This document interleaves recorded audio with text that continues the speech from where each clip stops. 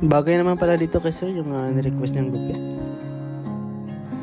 Tara, gupit naman tayo ng taper fade, 2 block. Okay, ito pala yung buhok ng client. Matagal na daw ito si sir na hindi nakapagpagupit, mga more than years na daw, sabi niya. Nakapagpagupit lang ito si sir kasi may atinan siya ng kasal eh.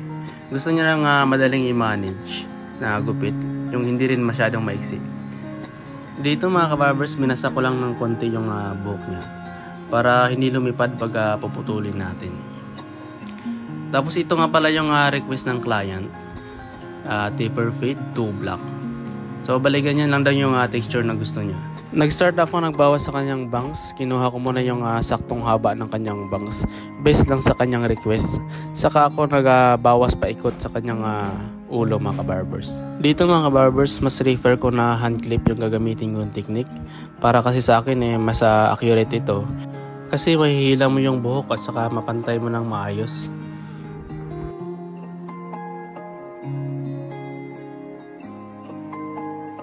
Next mga kabarbers is hinawalay ko muna sa itaas before ako nag-start mag-taper dito sa may gilid. Kailangan kasi yung ihiwalay para hindi matamaan pag gagamit tayo ng clipper mamaya.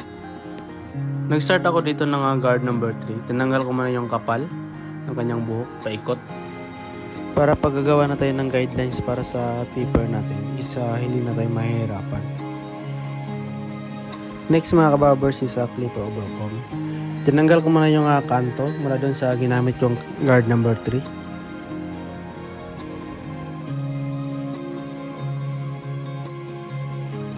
Next is guard number 1, liver close. Nag-direct na kagad ako ito nag-blend para sa taper. Shortcut process kasi itong paggupit ko mga kabarbers para mas mabilis.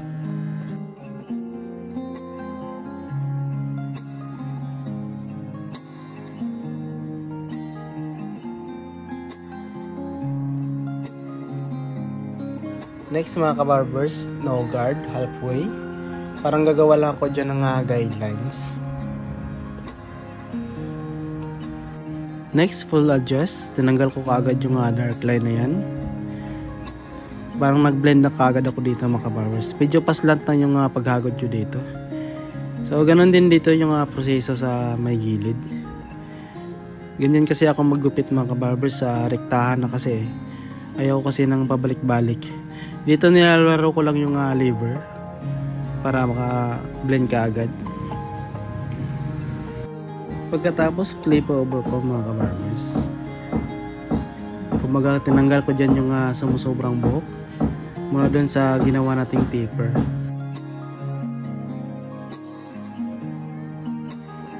Pagkatapos ninalo ko rin yung lever para matanggal na yung dark spot. And then trimmer, tinanggal ko na yung buhok sa pinakaibaba mga kabarbers. Pero uulitin ko yan ng labaha para mas malinis. Para mas maganda yung pagka-fade.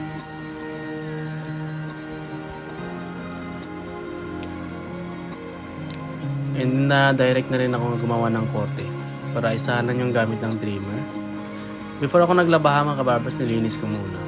Tinanggal ko muna yung buhok para makita talaga natin kung saan yung sumusobrang buhok. Ayan na nga, naglabahan na tayo. Sa paglabahan mga kabarbers, silahin talaga yung balat, no?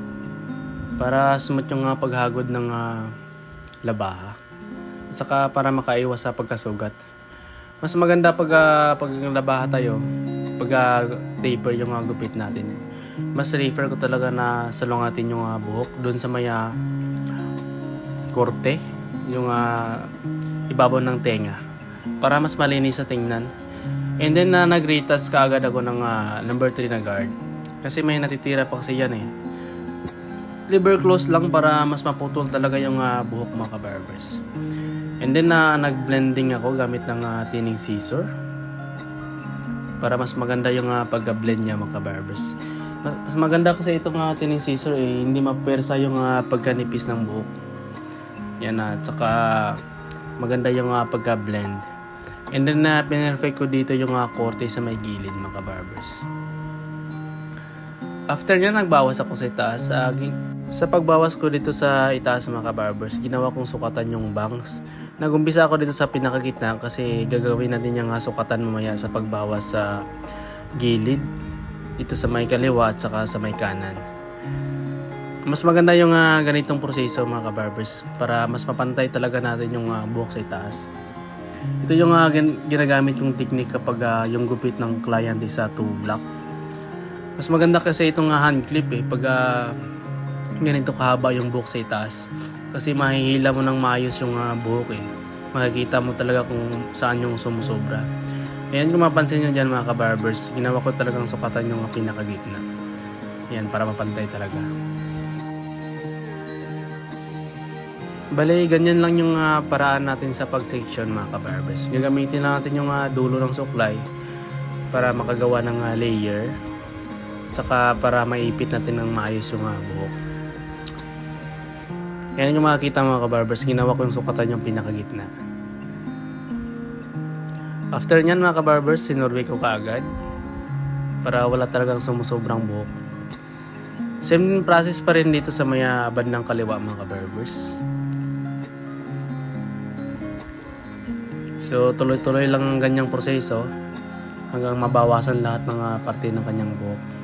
Ito yung kagandahan mga kabarbers kapag hand clip yung ginagamit ng technique sa mga mahahabang buhok tulad nito mga kabarbers.